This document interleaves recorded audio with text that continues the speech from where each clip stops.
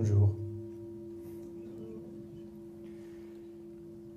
Alors bienvenue, je vais d'abord me présenter en 2 mots. Donc je m'appelle Federico Jongdo Ketsusei, ça c'est mon nom, après le Federico c'est mon nom de moine, Procopio. Le nom de moine est un nom que l'on reçoit le jour où on est ordonné, après avoir pratiqué plusieurs années, le maître que vous suivez choisit un nom que l'on reçoit un peu comme un joyau. Jongdo Ketsusei signifie la voie pure de l'amour. Donc j'ai reçu un beau nom. Je vous souhaite la bienvenue à cette conférence, ce moment de partage plutôt, d'un moine zen séculier, puisque je suis un moine zen. Vous savez que dans le bouddhisme zen, le fait d'être ordonné monastique ne requiert pas le célibat ni la fuite du monde, mais je suis bel et bien marié, j'élève un enfant qui a 6 ans et demi, qui dit que Coco, moi, est très heureux quand il est assis sur son coussin comme un Bouddha. Voilà, et je suis également chef d'entreprise, de formation philosophe et psychanalyste. Et j'essaye d'apporter depuis quelques années les valeurs transmises par le Bouddha historique, ce qu'on appelle le dharma, les valeurs du bouddhisme, dans des milieux très ordinaires, puisque finalement, cette voie, elle est très ordinaire. Et dans ces milieux ordinaires, parfois, il y en a qui sont pétris de souffrance, comme les hôpitaux, particulièrement les soins palliatifs, les associations d'êtres en fin de vie, comme les associations de malades de sida en phase terminale, parfois en prison et également souvent en entreprise, qui est également un lieu de souffrance.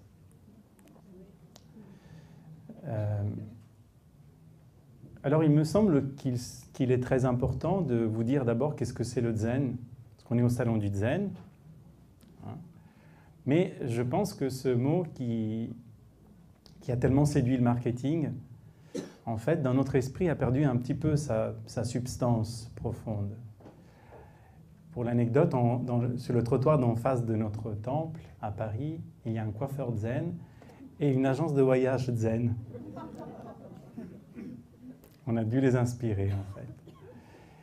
En fait, il y a beaucoup de choses sur lesquelles on met l'étiquette du zen, mais est-ce que vous savez vraiment qu'est-ce que signifie ce mot? Alors, on le traduit souvent par méditation. On va dire que c'est satisfaisant, mais sans plus. Le zen, c'est la présence. Le zen, c'est ça. Voilà. Rien de plus et rien de moins. C'est juste percevoir cet instant présent dont nous n'avons pas conscience.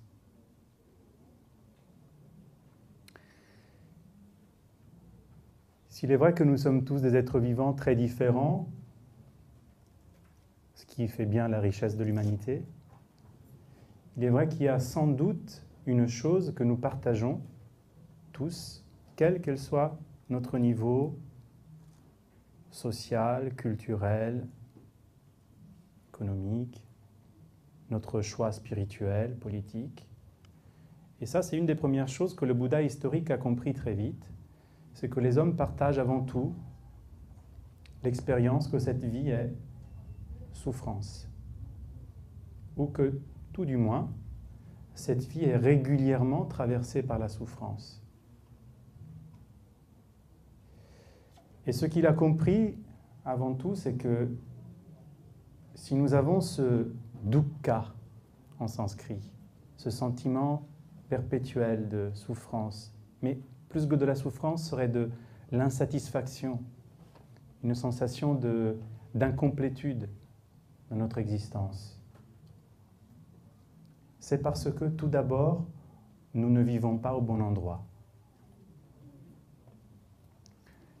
Nous avons cette fâcheuse manie de vivre soit dans notre passé, qui par définition n'existe plus, et donc on ressasse, on regrette, on a du torticolis, on regarde en arrière sans cesse, le torticolis de l'esprit, comme dirait Maître Kogan. Ou alors on a la présomption de pouvoir vivre dans le futur, qui par définition n'existe pas encore. Et donc, on crée des attentes, des espoirs, et avec ces attentes, beaucoup d'angoisse, beaucoup de déception. Et le seul endroit où on pourrait vivre pleinement, le seul lieu où il y a la réalité, est ici. Et déjà, au moment où je le nomme, cet instant a disparu.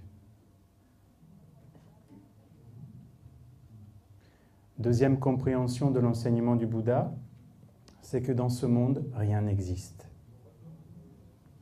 Tout apparaît, puis tout disparaît aussitôt. Mais vraiment tout. Vous n'existez pas.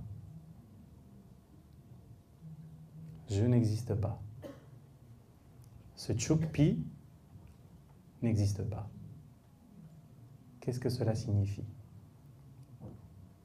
Signifie qu'il n'y a rien en ce monde, en cet univers, qui porte en lui-même une nature propre et immuable. Et ça, c'est une compréhension qui est très importante. Entre le moment où vous avez franchi cette porte, vous avez cherché le siège le mieux placé, vous vous êtes assis, et maintenant, vous avez déjà changé des dizaines et des dizaines de fois. Vous n'avez plus été les mêmes pendant des dizaines et des dizaines de fois. Vos pensées ont changé, vos émotions ont changé, vos sensations ont changé, la perception même de ce lieu a changé. Mais également, des milliards de cellules sont mortes dans votre corps. D'autres milliards ont été créés par l'organisme. La composition du sang a changé, l'état de vos os, de vos organes vitaux, l'aspérité de la surface de la peau, bien que pas visible à l'œil, n'est plus la même. Votre poids, bref, tout ce qui vous constitue, tout ce qui nous constitue, change d'instant en instant, sans cesse.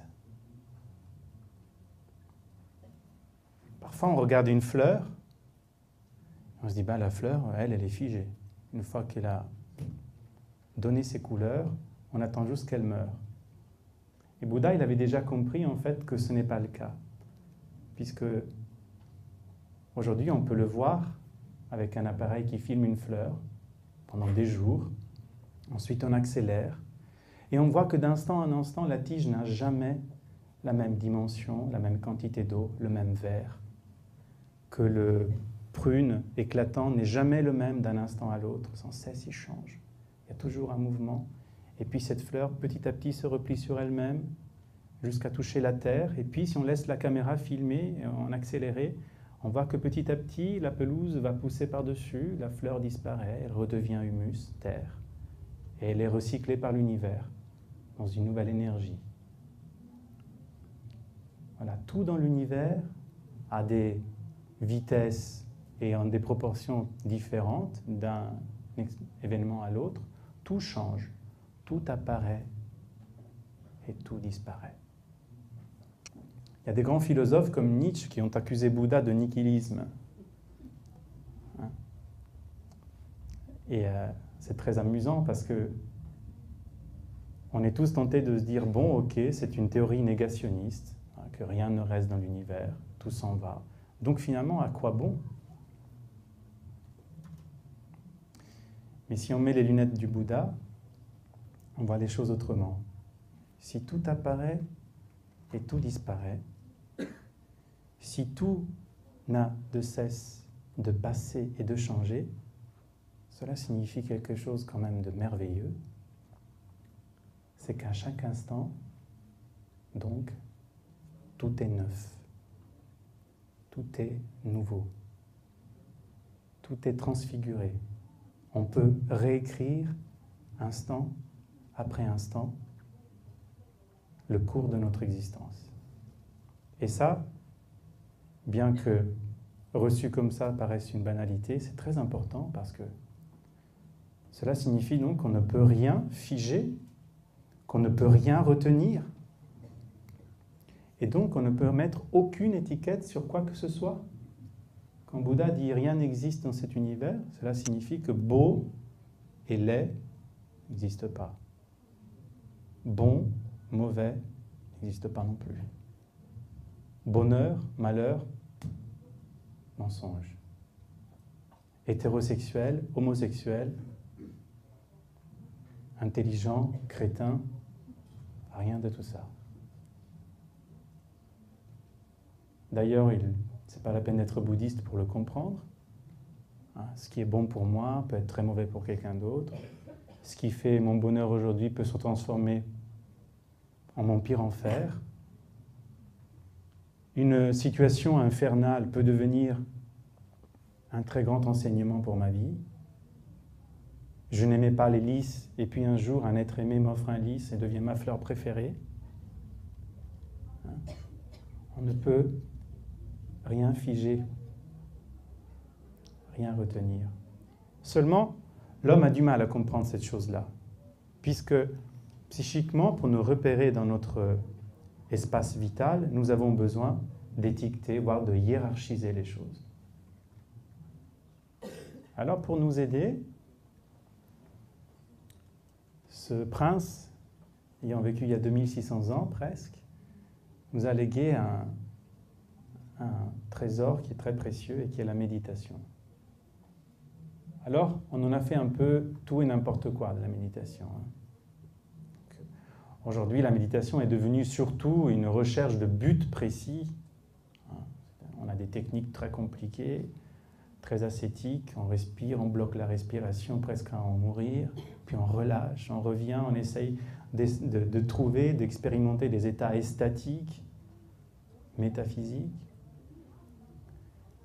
En fait, la méditation zen, la méditation bouddhique, elle est beaucoup plus ordinaire et au risque de vous décevoir, n'a aucun but à obtenir. Il n'y a rien d'extraordinaire. Il n'y a pas d'état de sortie du corps. On ne s'envole pas dans le corps astral. Il n'y a rien de tout ça. Il n'y a pas de transe. La méditation zen que nous enseignons, qui est transmise depuis le Bouddha de maître à disciple depuis 2600 ans, est tout d'abord la prise de conscience, la perception qu'il y a juste à côté de vous, juste en vous, un être exceptionnel. Et que c'est vous. Et que cet être est le premier destinataire de tous vos efforts. C'est un cheminement qui commence vraiment par soi-même. Tout l'amour que vous avez à donner doit commencer par vous-même. Puisque si nous sommes tellement maladroits dans l'amour, c'est que il y a un manque d'amour terrible de nous-mêmes vis-à-vis de nous-mêmes. Les plus grandes marques de respect à apporter dans ce monde, elles sont vis-à-vis de vous-même.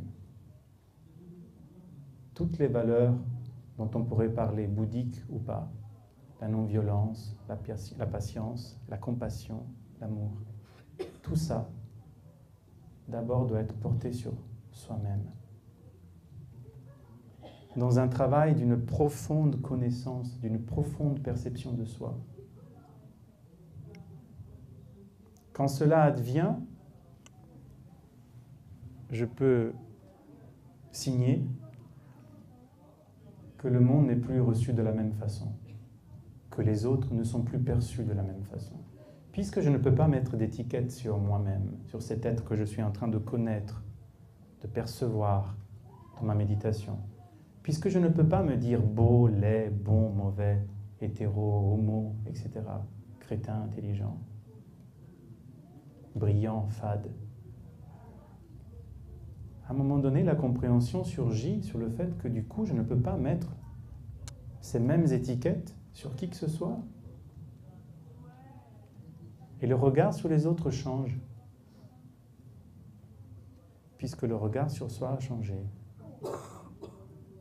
Quand on fait ce travail, par exemple, en entreprise, avec une catégorie de salariés qui, je pense, est plongée dans une souffrance du stress, de la compétition, les commerciaux, par exemple. J'ai vu des commerciaux bruts de décoffrage, estampillés chiffre d'affaires, pleurer, et se dire, en cercle de partage à la fin d'un atelier, d'un team building, se dire, waouh, je ne savais pas que j'étais entouré de tout ça. Je ne savais pas qu'il y avait cette richesse en moi et dans mes collègues. Je ne vais pas spécialement tous les aimer, ce n'est pas le but, mais je reconnais qu'il y a quelque chose en chacun qui est bouleversant. Hein, c'est le début de la méditation, se percevoir, quitter cette idée judéo-chrétienne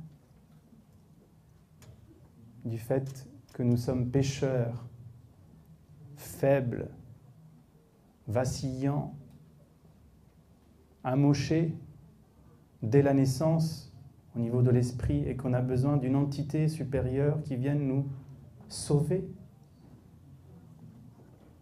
Hein? Mais en fait, cette entité qui peut nous sauver, ce n'est autre que nous-mêmes.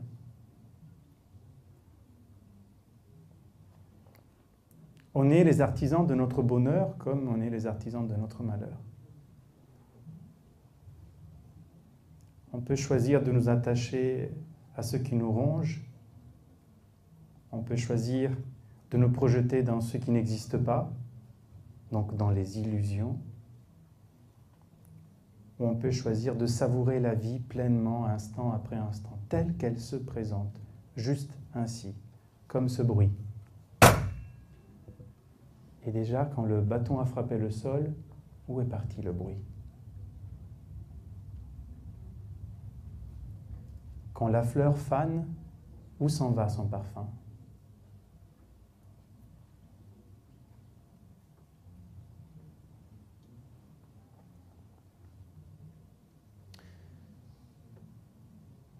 Un jour, un disciple allait voir un maître, il y a quelques centaines d'années, en Chine. Ce disciple se croyait très fort, avec une pratique spirituelle costaud. Il avait, selon lui, fait le tour de la question et voulait maintenant questionner des grands maîtres. Il alla le voir en disant « Maître, je voudrais avoir un grand enseignement. » Bien. Alors, dis-moi, posez-moi une question. Que suis-je pour toi? Et le disciple, pour éprouver le maître, je ne comprends pas cette question. Et le maître posa une deuxième question. Qu'est-ce que tu vois en face de tes yeux? Et le disciple, imbu de son savoir, lui dit, je vois une merde. Bien. Pose-moi la question maintenant. Maître, qu'est-ce que vous voyez en face de vous? Et les disciples, et le maître répond, moi je vois un Bouddha. Et aussi intelligent qu'il était, il ne comprit pas cette réponse et posa la question, mais qu'est-ce que cela signifie?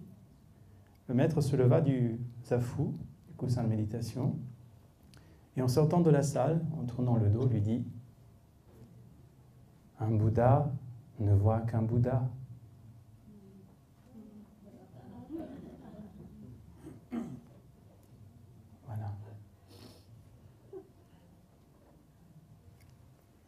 Ça revient un peu à cette citation qui dit que la beauté n'est pas dans l'objet, mais dans les yeux de celui qui regarde.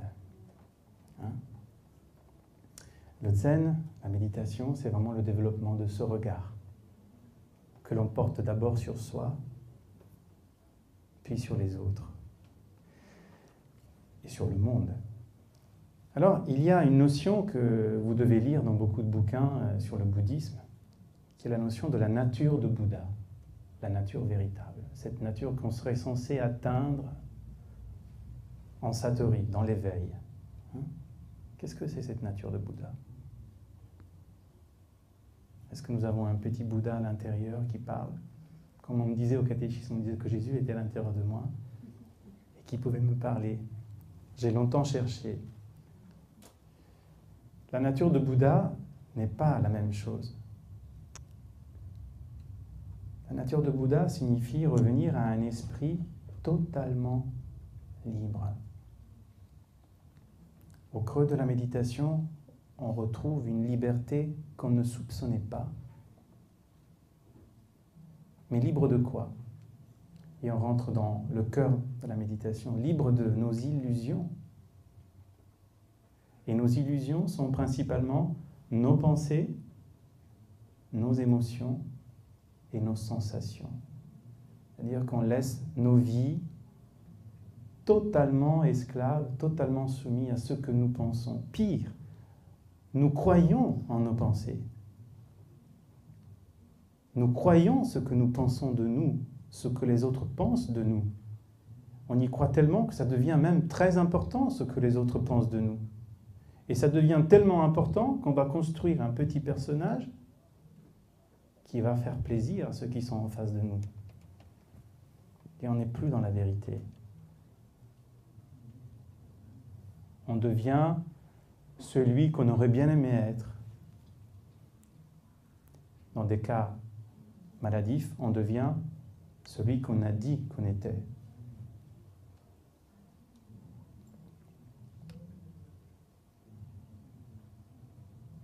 Et on n'est pas vrai.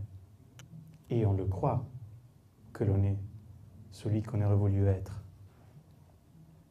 Et donc, petit à petit, on s'éloigne de nous, on s'éloigne de ce que nous sommes vraiment, en fait. Et on passe à côté de notre existence. Du coup, ce n'est plus Federico qui existe, mais c'est Federico, le philosophe intelligent, Federico, le moine zen très humble, ou Federico, le papa rigolo, avec un cloisonnement de la personnalité qui devient à un moment donné très dur à gérer. Puisqu'on croit tellement en ses pensées qu'on va être comme ceci au travail, et puis comme ceci en famille, avec tel groupe d'amis de telle façon, tel autre groupe d'amis d'une autre façon. Et notre personnalité, notre vérité est morcelée. Et du coup, on ne se comprend plus. D'où cette question importante que le Bouddha a gardée pendant 6 ans en méditation. Mais que suis-je?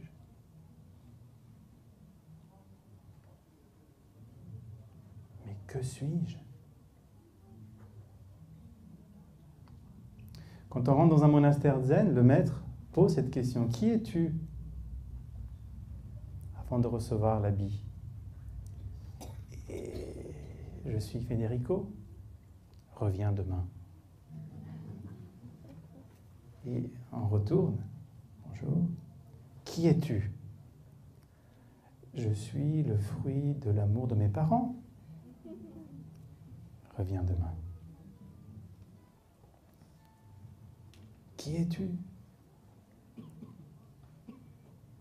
Jusqu'à ce qu'un jour, il y ait une compréhension profonde qui va donner une réponse très simple. Est-ce que vous la connaissez, cette réponse? Je ne vous la donnerai pas.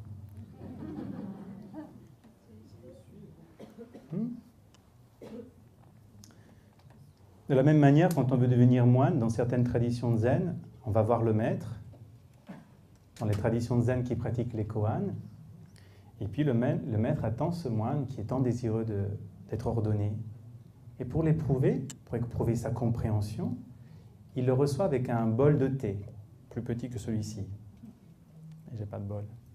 Enfin, dans le sens... Voilà. Et quand le moine pose la question, je souhaite être ordonné, dans cette tradition, le maître sort un bol, verse le thé. Qu'est-ce que c'est ceci? C'est un bol de thé. Reviens demain. Concernant, ça a duré 6 semaines. Et on passe par un tas de réponses que maintenant je vois aussi par rapport à ceux qui viennent me questionner. Donc c'est un bol en porcelaine, c'est un bol blanc, c'est une tasse. C'est une tasse avec de l'eau chaude. Rien. À chaque fois, c'est « reviens demain ». Et puis, il y a un jour, quelque chose se débloque avec beaucoup d'émotion. Le disciple ne répond plus à la question. « Qu'est-ce que c'est ceci ?» dit le maître. Et le disciple,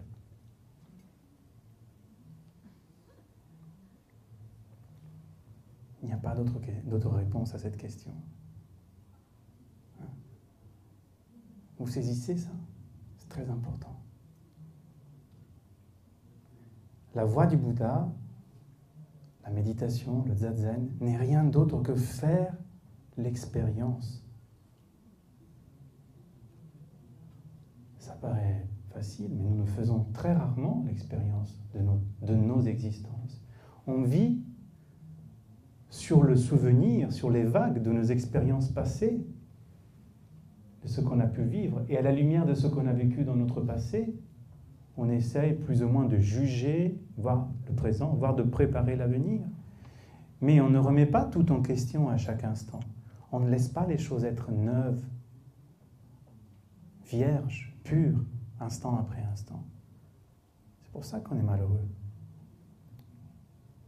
Parce qu'on court derrière des trucs, on s'attache à des choses qui n'existent pas. Mon expérience de cette personne, de ce paysage, de cette situation d'il y a 2 ans, n'a plus du tout la même valeur aujourd'hui. Elle ne m'apportera plus la même chose. Mais même ce collègue que j'ai vu hier, si je me ferme à cette expérience de hier, je ne vais plus le découvrir et le redécouvrir. Et l'échange s'arrête puisqu'à son tour, par cette fermeture, il ne pourra plus me découvrir et me redécouvrir. Mais dans le couple, c'est pareil. Et dans la relation avec ses enfants, c'est pareil. J'ai travaillé pendant quelques mois dans un CMPP, dans un centre médico-psychologique pour les enfants, où j'ai vu des parents parler à leurs enfants. C'était assez choquant parce qu'on étiquette les êtres très tôt. Ah non, mais ça, de toute façon, tu n'aimes pas. On a essayé le judo, t'es nul au judo. Tu sais pas faire. Ça, c'est dans le meilleur des cas. Parfois, j'entends des parents dire à ses enfants, t'es nul, tu comprends rien.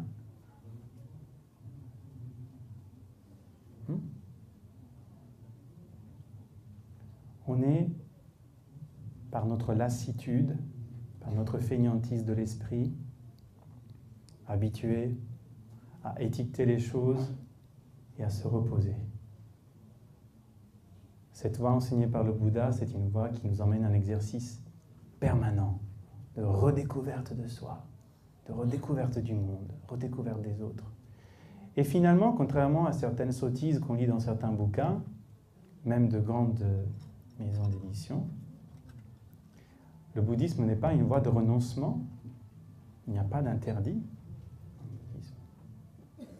C'est une voie qui est profondément épicurienne. Mais ta vie, tu dois en prendre possession pleinement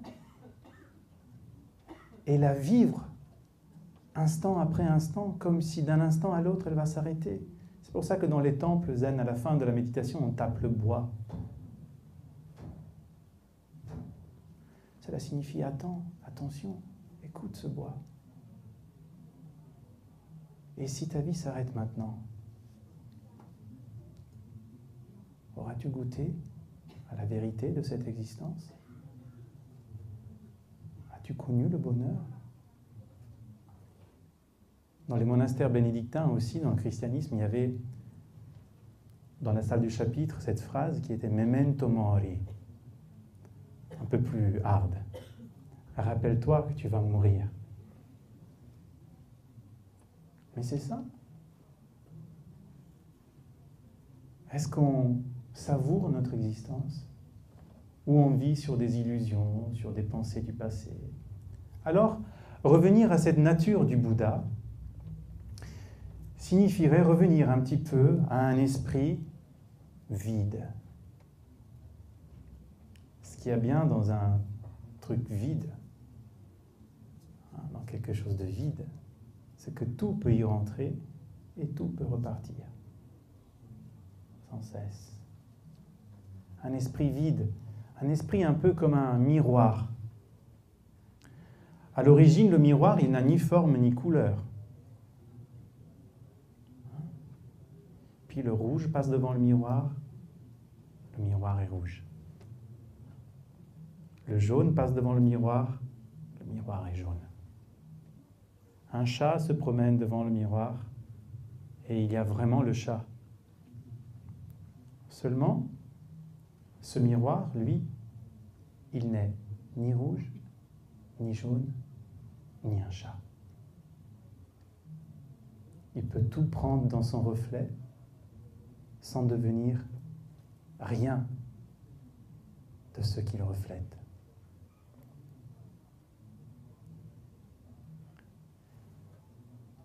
La joie apparaît dans mon esprit. Comme le rouge, il y a vraiment la joie. La souffrance apparaît dans mon esprit.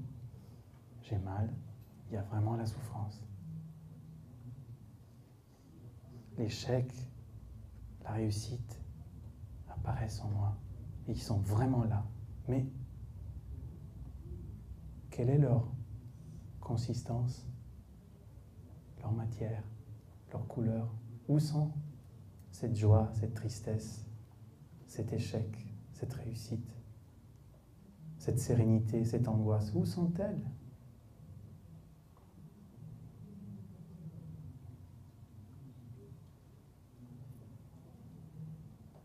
Et puis je comprends que ma vie, en réalité, n'est ni cette joie, ni cette tristesse, ni cet échec, ni cette réussite, mais comme le miroir, beaucoup plus large, infini, sans cesse changeante. Et c'est ça la liberté, la véritable liberté. C'est de pouvoir tout recevoir et tout laisser partir. Parce qu'en plus, il n'y a aucune vérité figée que l'on puisse retenir vraiment. Quelle est la vérité? Quelle est la vérité, demandaient les moines dans les monastères zen à l'époque des maîtres chinois? Et les maîtres répondaient, le ciel est bleu, la pelouse est verte. Non mais, la voie du Bouddha, qu'est-ce que c'est la voie du Bouddha? Vient l'automne, et en tombant la feuille, montre l'endroit, montre l'envers. Ce sont des réponses qui sont désarmantes, puisque quand on plonge dans ces réponses, on se rend compte que nous n'avons pas conscience que le ciel est bleu. Qu'on n'a pas conscience que la pelouse est verte. C'est pour ça que quand on médite, on commence par travailler sur la respiration.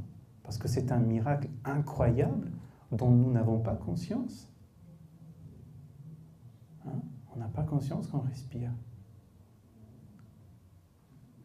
Que cet air-là qu'on est en train de partager, là, traverse mes narines, passe derrière la tête, emprunte ma trachée, traverse les bronches, remplit les poumons, mon corps se dilate.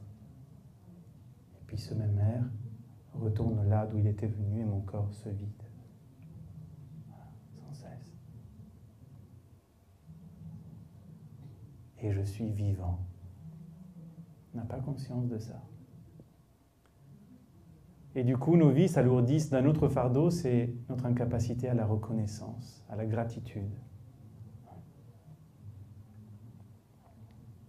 Voilà ce que c'est l'expérience de la méditation. Mais c'est une expérience, justement, donc il ne faut pas me croire. Il faut l'essayer. Je ne vous donne aucune vérité. Et Bouddha lui-même a dit avant de mourir, avant de s'éteindre, « Mes enseignements sont vides. Sois le maître de toi-même. Sois la lumière à ta propre existence. » Il n'y a pas une vérité. Il y a autant de réalités que d'êtres vivants qui se côtoient et qui sans cesse changent et qui sont interdépendantes. Voilà une autre notion importante au bouddhisme, l'interdépendance. La façon dont je vis ma vie agit sur l'univers tout entier. Mais vraiment, aujourd'hui les scientifiques, enfin aujourd'hui depuis quelques temps, les scientifiques parlent d'effet papillon, petite cause, grande conséquence. Et ça, vous pouvez le constater. La façon dont vous rentrez à la maison après le travail, par exemple. Il y a quelqu'un qui venait pratiquer au temple et qui disait « Waouh, je me suis rendu compte que la soirée à la maison dépendait de la façon dont je laissais tomber les clés dans le vide-poche dans l'entrée. » C'est con.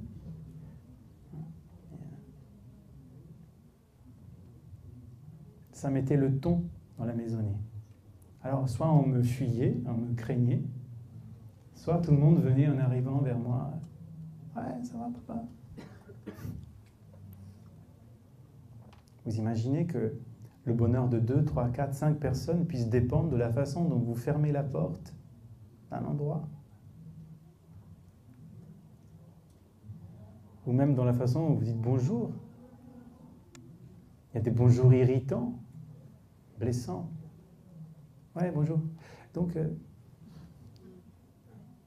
y a des bonjours pleins de vous-même, vraiment pleins de vous-même, où l'autre vous reçoit.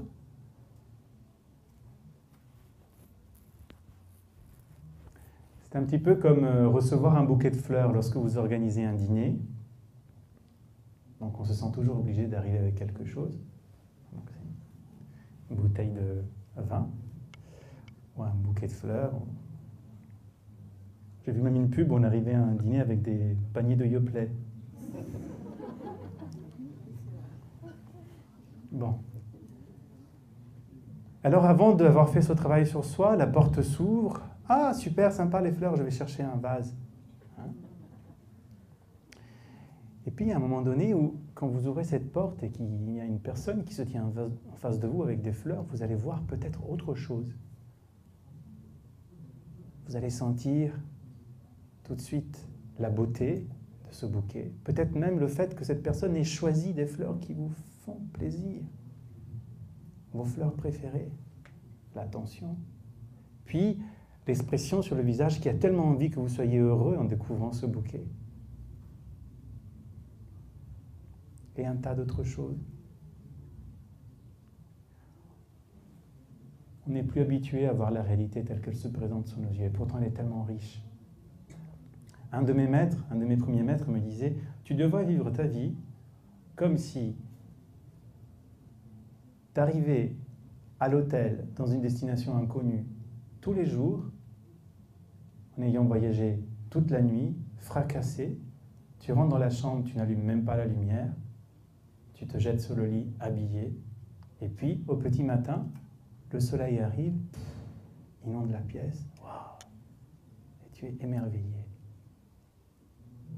Tu ne vois pas le tableau des tournesols d'un artiste connu, mais tu vois les tournesols. Tu dis, waouh, c'est beau. Puis tout de suite, ça devient un tableau. puisque les pensées se mettent en route. Ça, c'est un tableau très connu. Oui, bon, c'est une copie, c'est moche, mauvais goût. Voilà.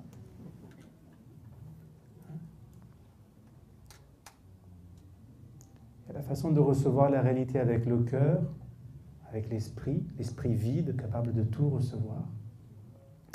Et puis il y a une façon de vivre la vie, la réalité, avec des illusions, des pensées, des préjugés, des préconçus. Et là, c'est un banquet de bas de gamme. Les goûts ne sont pas merveilleux. Recevoir la vie avec l'esprit vide, avec le cœur, c'est recevoir la vie comme dans un restaurant gastronomique.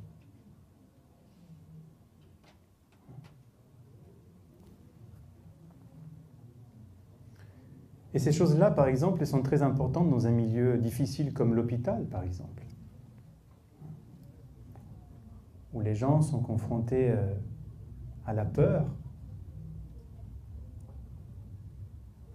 particulièrement en soins palliatifs, puisqu'on a tellement peur de la mort, tellement peur de s'éteindre. Et à la limite, ceux qui portent davantage, avec plus de courage, c'est souvent les malades, c'est souvent les concernés. Ceux pour qui c'est beaucoup plus difficile, ce sont les proches, la famille, l'entourage, totalement perdus. Et souvent, il m'arrive de dire à ces familles une chose qui paraît très bête. Ils sont là, ils pleurent. Dès qu'ils sortent de la chambre, toutes les émotions ressortent parce qu'ils se retiennent devant le malade. Et puis, désespérés, ils ne savent pas quoi penser. Qu'est-ce qu'on peut faire? Mais qu'est-ce qu'on peut faire? À quoi sert de se poser la question qu'est-ce qu'on peut faire, puisque le médecin a donné un diagnostic qui annonce qu'il ne reste plus quelques heures ou quelques jours à cette personne. Alors, ce que vous pouvez faire est évident.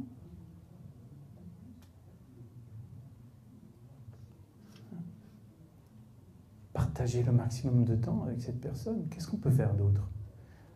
Notre esprit va chercher des choses qui sont très complexes, alors que la réalité à gérer, à vivre est très simple. Et je vois tant de familles de malades en fin de vie se torturer, passer la vie dans les couloirs à pleurer, à chercher le réconfort, au lieu d'être dans la chambre avec le malade, en train peut-être de pleurer, ou de rire, ou de regarder des photos de famille, de lui tenir la main, de partager un maximum de temps avec cette personne qui va s'en aller. Et souvent, quand on arrive à dire, tiens, et si on faisait un petit moment de méditation ensemble? Récemment, je l'ai fait avec une famille de musulmans. On s'est mis en silence. C'est un enfant qui allait mourir, un enfant de 8 ans et demi. Et par cette notion de laisser juste les choses telles qu'elles arrivent, je leur ai demandé, au bout de 15 minutes de silence, de méditation, de respiration, de se dire, de se parler avec franchise. De se dire, quelles sont les choses que vous voudrez vous dire aujourd'hui? Et cette maman regarde son fils et lui dit, je t'ai jamais dit que tu es beau. Que tu es beau.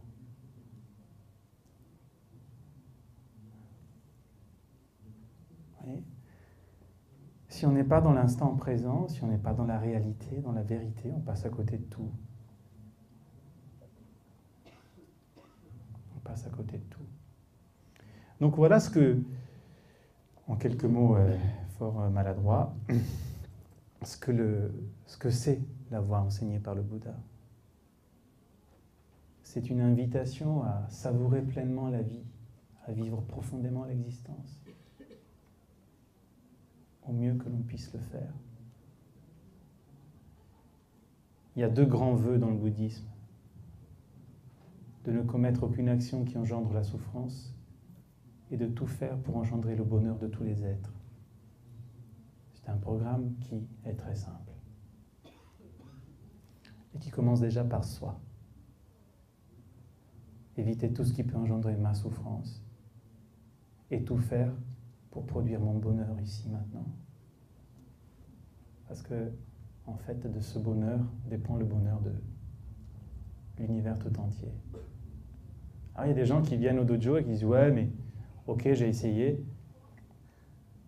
Bon, c'est quoi le truc? Parce que vous êtes assis là, face au mur, il y a des statues, vous ne bougez pas 40 minutes, 2 fois. Moi, j'ai juste un truc, j'ai eu super mal aux jambes, j'ai mal au dos, c'est pas pour moi. C'est quoi l'utilité de ce truc? Pourquoi ne pas aller faire du bien ailleurs? Et j'ai entendu mon maître répondre, mais déjà, si tu faisais ça, on serait sauvé d'un fou de moins déjà. Si tu essayais de te comprendre déjà toi un tout petit peu, et de donner des couleurs à ton existence, une sérénité profonde, pas une sérénité qui, à la première épreuve, tombe comme un soufflet. Parce que c'est un peu ça, nos existences. Hein. On est là, et puis on est vite là, puis un truc qui nous fait super plaisir, et on est là. Et puis il y a une épreuve, tac, on retombe ici. Puis parfois on est là, mais chouette, j'ai gagné un chèque vacances. Et puis je suis licencié. Et honnêtement, cette vie est fatigante quand vous avez vécu comme ça. C'est très fatigant.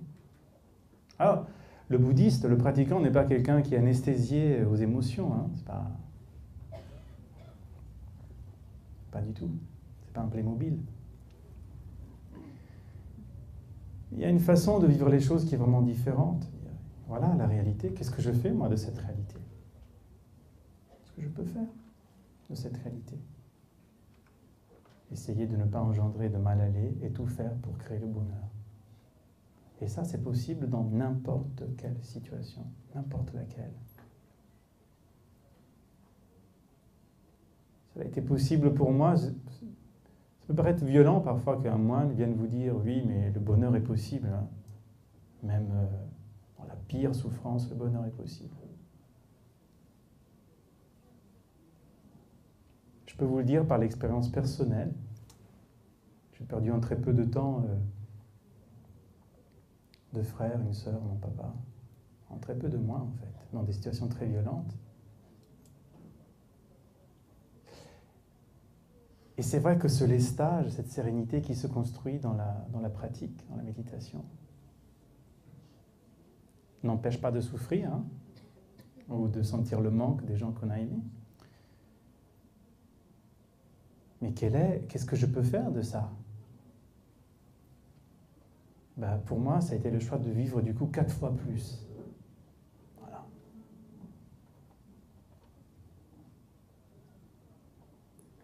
De me dire que certains de ces êtres qui avaient disparu n'avaient pas pleinement profité de leur existence. Et je me suis dit, moi, du coup, quand je vais quitter cette matrice-là, ce corps, qui me convient plus ou moins, moi, je veux avoir laissé derrière une vie pleinement vécue. En ayant essayé d'avoir créé le moins de mal possible et le plus de bien possible. Ce n'est pas un discours niais, parce que dans le quotidien, quand on se met vraiment dans cette attitude d'esprit, ça change vraiment l'existence, mais profondément. Profondément. On peut choisir de répondre à la violence par la violence, ou à la violence par la douceur, par exemple. J'ai été confronté au guichet de poste hier. Et vous savez, ça désarme. Parce que quelqu'un qui attend que vous aussi vous rentrez dans l'art, parce qu'il a besoin de se défouler. Ouais, il ne faut pas avoir fait l'ENA pour comprendre la différence entre un chronopost. Ouais, j'ai pas fait l'ENA, mais par contre, si vous pouvez vraiment m'expliquer, parce que je suis perdu. Et là, vous voyez, c'est dingue, parce que tout d'un coup, la personne en face de vous se transforme et devient d'une gentillesse. Ah oui, mais pourquoi c'est moi qui dois être le gentil? On me dit parfois. Mais pourquoi pas? Parce que du coup, tu as la double joie. la joie d'avoir maîtrisé, d'avoir été maître de ton existence, et en plus la joie d'avoir changé l'autre en face de toi. Ça m'est arrivé avec des gardiens de prison avec qui j'ai fait une séance de méditation, qui est une catégorie de gens... je dis toujours qu'en prison, il y a deux types de prisonniers, les prisonniers et les gardiens de prison. Parce que pour eux aussi, il y a des clés qui tournent des portes avec des grilles, le matin, le soir. Disant, mais oui, mais pourquoi répondre à leurs insultes, à leurs provoques, par de la gentillesse? C'est quoi? Moi, j'ai quoi en retour? Ça, c'est quelque chose d'encore très, très répandu dans nos sociétés. Il faut qu'il y ait toujours un retour. Voilà. Retour sur investissement.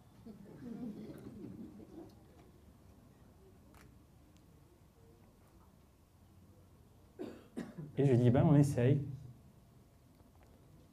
Tu essayes de faire ça pendant une semaine. Hein, voilà. Prendre la camomille tous les jours et puis tu... Et cette personne qui maintenant vient régulièrement quand on fait les séances de méditation, me dit, c'est dingue. Alors si Jésus a marché sur les eaux, texto, il me dit, je crois que j'ai fait la même chose tout à l'heure.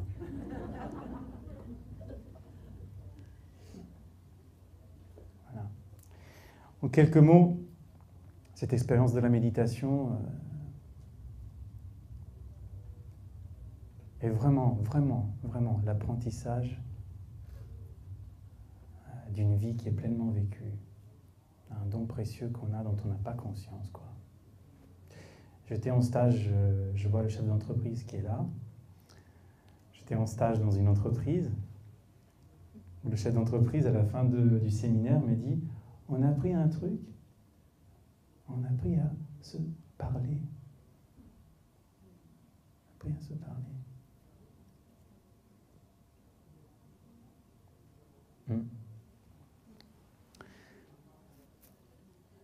Donc, quand on met en titre d'une conférence que la méditation peut être une réponse, une solution au mal-être de la société, au mal-aller de la société, moi j'y crois. Moi j'y crois, vraiment. Sans aucune démarche religieuse. Hein, vous savez, le bouddhisme est une philosophie de vie qui, dans les siècles, est devenue une religion, effectivement, puisqu'il s'est constitué comme une vraie religion. Mais pour mettre en œuvre tout ce que je viens d'essayer de partager avec vous, c'est pas la peine d'être bouddhiste. Pour ceux qui aiment les jolies robes, peut-être. C'est pas la peine d'avoir pris les préceptes, pris refuge dans le bouddhisme. Non. C'est ça qui est merveilleux dans ce message du Bouddha, c'est que cette voie, elle est possible pour tout le monde. Maître Dogen disait, si tu ne trouves pas le bonheur à l'endroit même où tu es, où espères-tu le trouver? Hein? C'est pour ça qu'on est là, comme ça.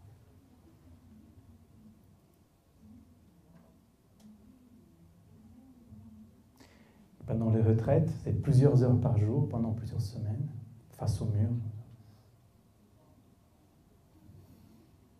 Ça paraît bizarre pour les gens. Mais qu'est-ce qu'ils font? Qu'est-ce qu'il peut se dire, lui, là, la tête contre le mur? Ben rien, justement. Voir sans voir, entendre sans entendre, sentir sans sentir. Laisser les choses juste apparaître et disparaître. Laisser la vie nous émerveiller, laisser le monde nous séduire. C'est ça, cette expérience, c'est ça.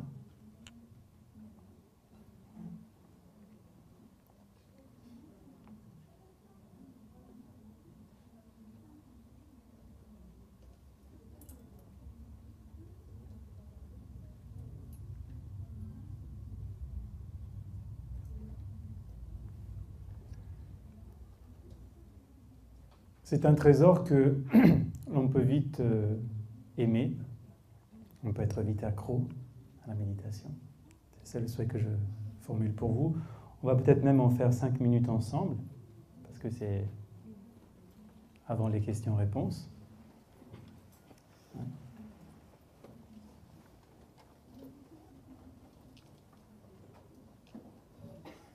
Un jour, un maître a rencontré 5 aveugles face à un éléphant. Et tous, ils essayaient de décrire l'éléphant. Il y en a un qui dit « Ah, l'éléphant, c'est une feuille de bananier.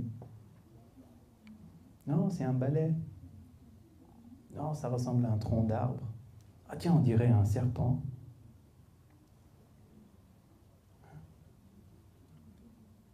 Il voulait illustrer par cette image notre façon de essayer de comprendre la vie avec les yeux fermés, en fait.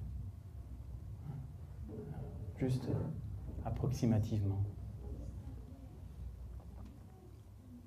Aucun d'entre eux n'avait ni tort ni raison. Hein,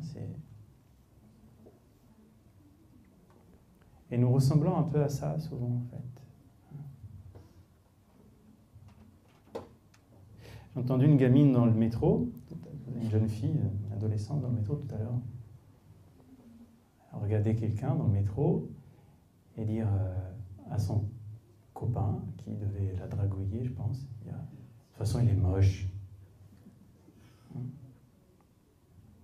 Ça fait rire, ça fait sourire, mais on réagit tous un peu comme ça. Hein. C'est-à-dire que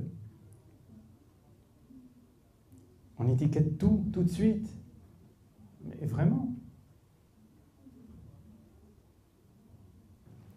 Pensez à ça 2 secondes.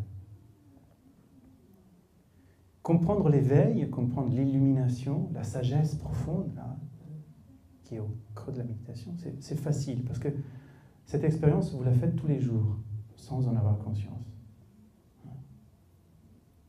Cette nature du miroir, cette nature de Bouddha, elle est déjà là, en chacun. Hein. C'est pas un truc à atteindre, ça ne s'achète pas, il n'y a pas de technique abracadabrantesque pour y parvenir, tout est déjà là. Il y a plusieurs fois dans la journée où vous voyez un nouveau visage, par exemple, ou un nouveau paysage. Voilà. Si vous y pensez profondément, il y a les premiers instants, vraiment les premiers instants, où cette nouvelle personne apparaît sous votre regard, où elle n'est ni belle, ni laide, ni noire, ni blanche, ni grosse, ni mince, ni comme ceci, ni comme cela.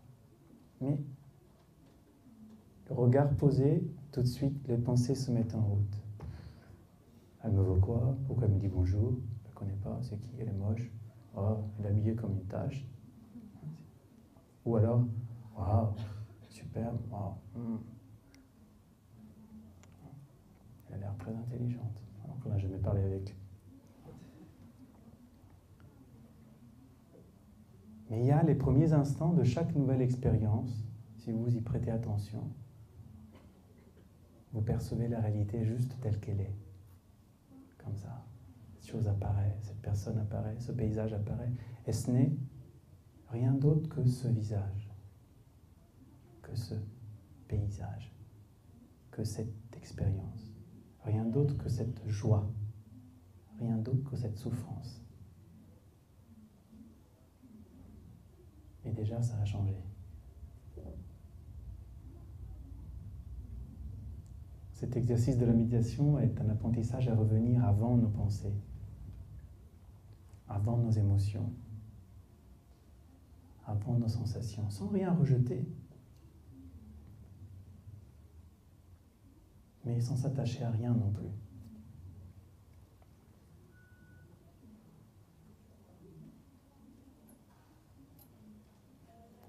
On appelle le bouddhisme la voie du milieu parce que le Bouddha, ayant quitté le palais, le jeune prince, alors qu'il était dans des périodes d'ascèse où il faisait des choses hallucinantes, comme dormir sur des plantes piquantes, ne pas manger, ne pas s'hydrater, rester au sommet d'un poteau dans la mer, les bras au-dessus de la tête.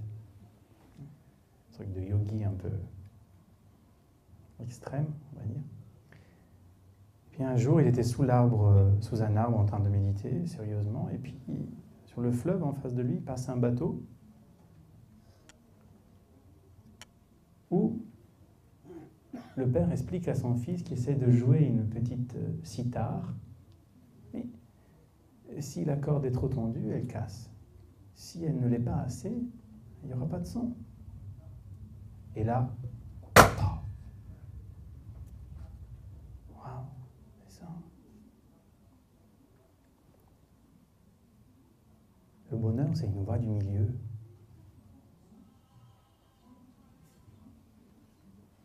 Pas d'extrême. Pas besoin d'ascèse pour parvenir à cette compréhension. Et pas besoin non plus de champignons hallucinogènes ou d'expériences extatiques pour parvenir à tout ça. Tout est déjà ici, parfaitement accompli.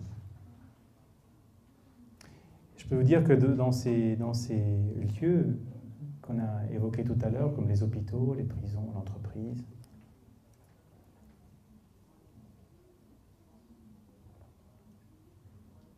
ce sont des lieux de survie, y compris l'entreprise. Ce sont des lieux de survie,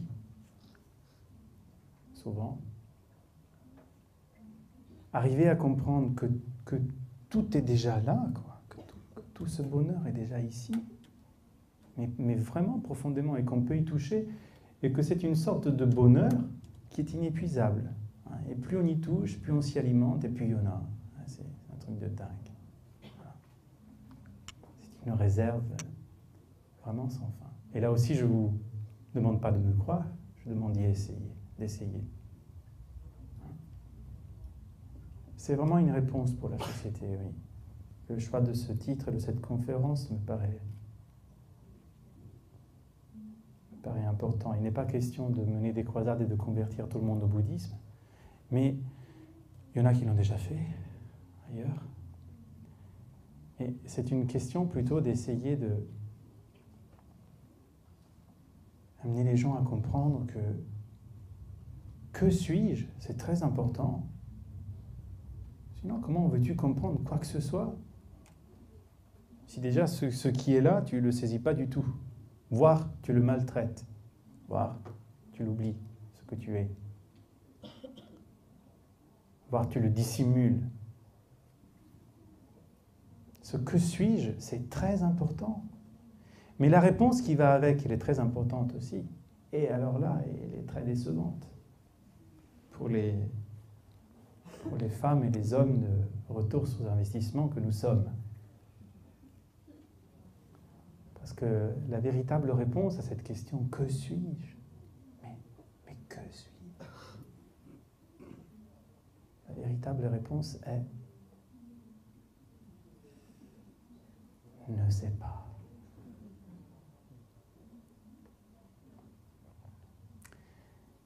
Et ce ne sais pas est ce miroir, en fait. Cette nature du Bouddha qui est déjà en nous. Un grand ne sais pas. Et un ne sais pas qui n'est pas un esprit ignorant. Au contraire. C'est un esprit très subtil. Notre vie, quand on savait tout, elle était comme ça.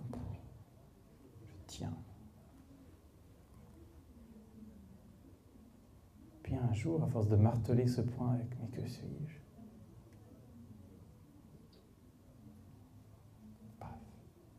ne sais pas. Soudain, l'existence ressemble à une main ouverte. Et sur une main ouverte, tout peut se poser et tout peut repartir.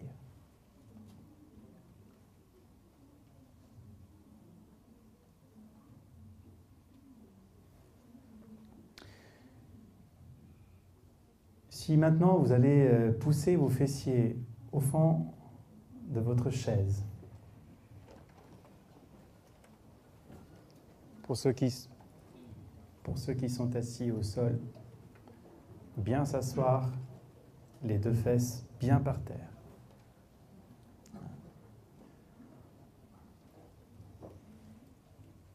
Puis vous allez décroiser vos jambes et bien mettre les plantes des pieds au sol, bien installés, bien enracinés.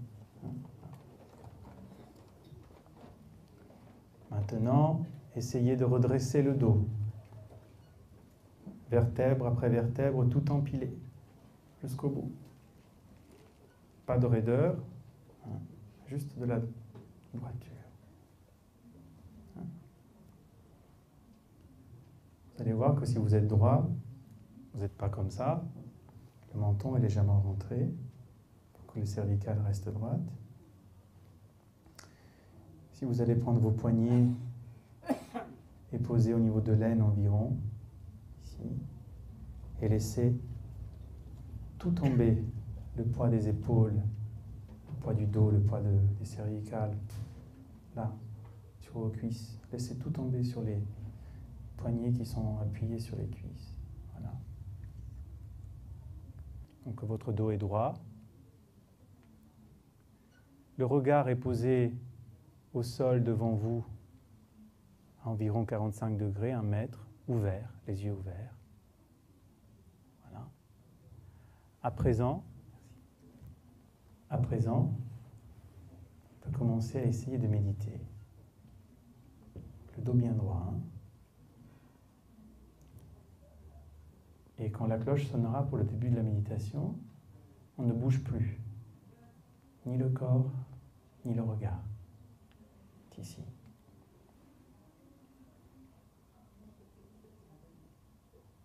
La bouche est fermée. On respire par le nez.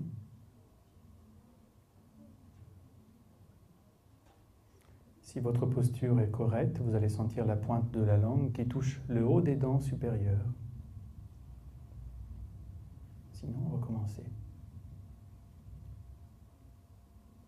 Et là, vous allez prendre conscience donc du plus grand des miracles qui opère en vous, c'est que vous respirez.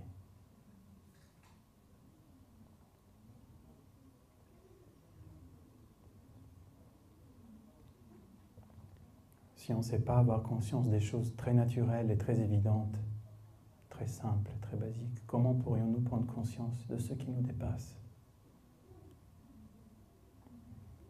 Laissez l'inspire et l'expire vraiment vous habiter. Percevez le souffle qui rentre, qui remplit le corps, puis qui lentement s'en va et qui vide le corps.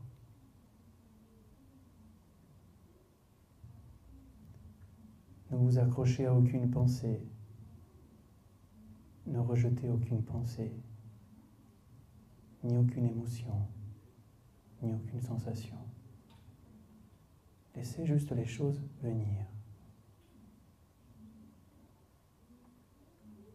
Observez profondément tout ce qui se passe dans votre esprit.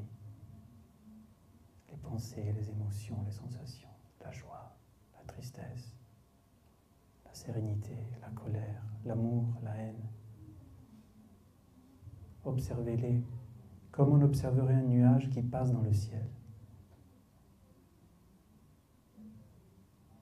En inspirant, prenez vraiment conscience de ça, de tout ce brouhaha qu'il y a dans notre esprit. Puis, en expirant lentement, laissez tout partir. Retrouvez l'esprit vide, parfaitement vide. D'où vient tout ça? Où s'en va tout ça?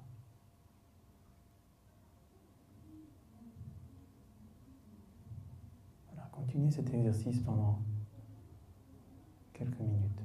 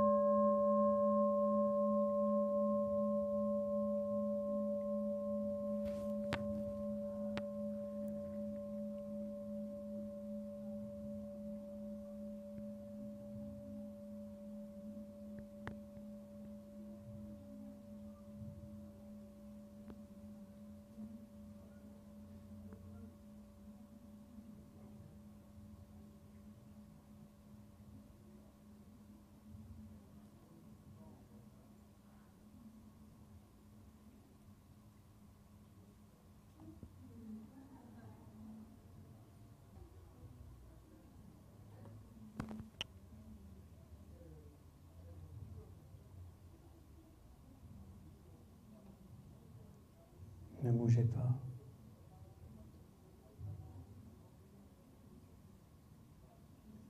Gardez votre esprit concentré, présent sur la réalité.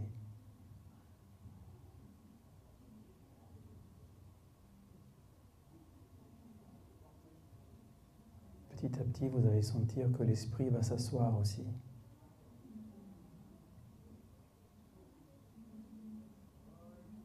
Que l'activité mentale s'apaise.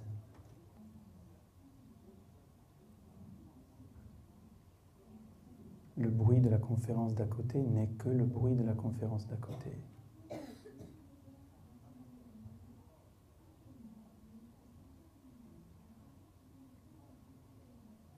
Ma respiration reste ma respiration fluide, juste ainsi.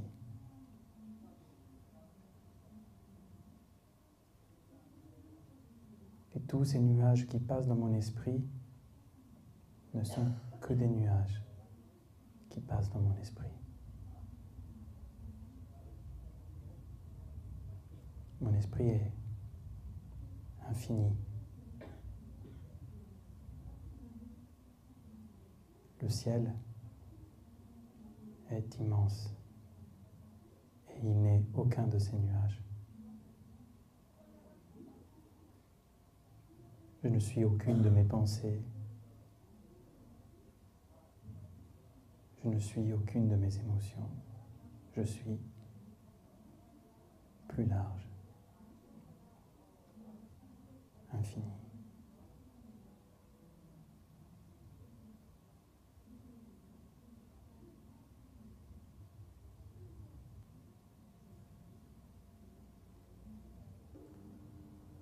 Quand vous êtes né, d'où veniez-vous? Quand vous mourrez, où vous en irez-vous? La vie même est comme un nuage flottant qui apparaît.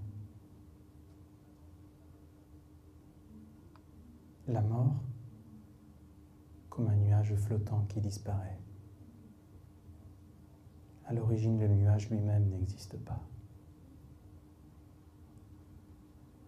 Quand il passe, il devient pluie.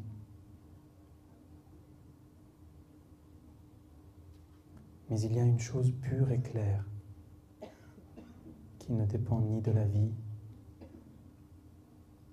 ni de la mort, ni du bonheur, ni du malheur, ni de la joie,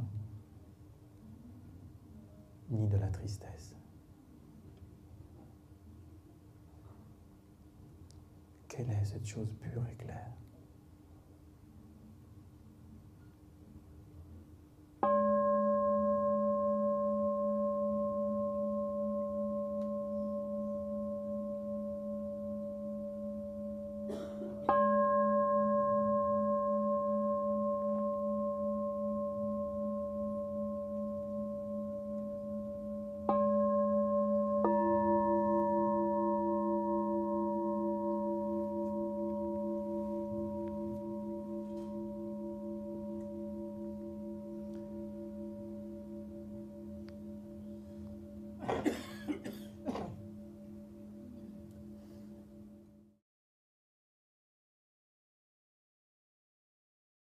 Ne pas faire de choses grandioses, grandes et belles, mais faire tout ce que l'on fait avec grandeur et beauté.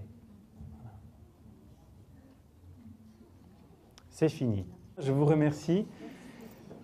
J'envoie par mon blog tous les mois une petite graine de méditation. Donc si vous voulez la recevoir, il y a un cahier à l'extérieur avec, où vous pouvez noter votre adresse mail, lisible.